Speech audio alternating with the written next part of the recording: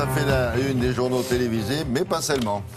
Oui, bonjour William, bonjour à tous. Beaucoup de castagnes ce matin à la une, avec le conflit entre taxis et chauffeurs amateurs, dont on vous dit l'essentiel dans les journaux télévisés depuis hier. Alors comme le week-end approche, on va nous se détendre un petit peu avec un qui a dit quoi. Qui a dit, pour ne pas avoir le bac, il faut en faire la demande. C'est assez drôle. C'est un ancien ministre de l'Éducation nationale. Il s'agit de Luc Ferry dans Le Point.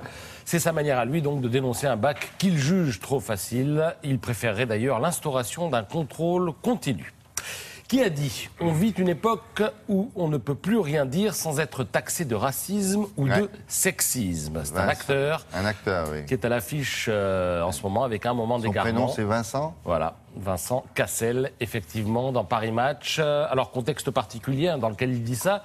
Vous savez que l'affiche du film, sur l'affiche du film figure son nom, le nom de Cassel et celui de Cluzet, qui sont en fait les deux têtes d'affiche du film, et pas le nom des comédiennes qui n'en sont aussi qu'à l'aube de leur carrière, ce qui a provoqué une mini-polémique féministe. Réponse de Cassel, depuis quand mettons le nom de comédien débutant sur une affiche? C'est pareil pour les acteurs masculins. Pour un film de Meryl Streep, par exemple, il y a son nom tout en haut et en bas les deux mecs qui débarquent et qui, si ça se passe bien, auront leur nom la prochaine fois sur l'affiche. Qui a dit « je mens moins » C'est un politique qui a donc en plus tout intérêt à nous en convaincre qu'il ment moins, puisqu'il il est toujours en activité.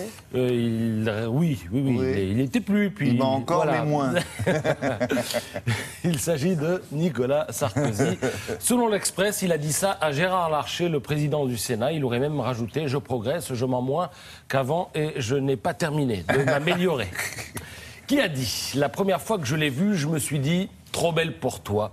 En homme qui n'a pas une grande confiance en lui et qui a souvent eu tendance à l'autodestruction. Alors d'abord, qui est cette femme trop belle pour l'auteur de cette phrase? C'est sa femme maintenant. C'est elle s'appelle Nargis.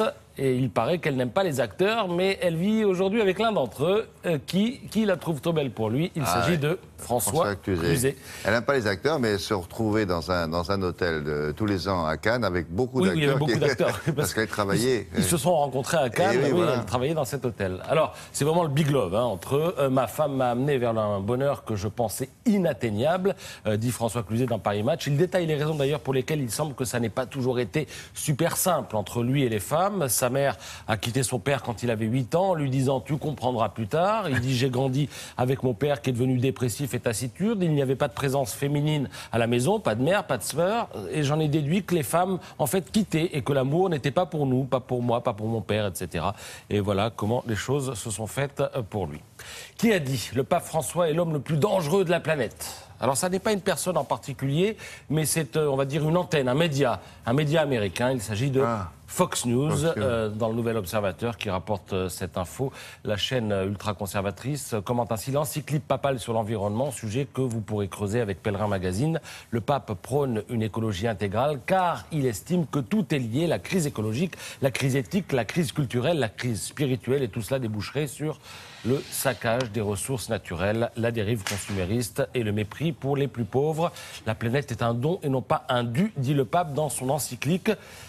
Je voudrais quand même insister, qui a dit, pour terminer, prendre le Tour de France en marche, c'est pénétrer dans une famille avec des gaucheries de fils adoptifs, des résistances d'enfants, de l'amour tard reconnu.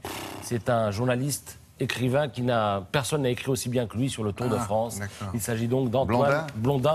Voilà, je vous en parle, j'ai voulu insister parce que le 1 sort ce numéro absolument extraordinaire. Alors je vais le déplier devant vous. Regardez. Et c'est pas fini.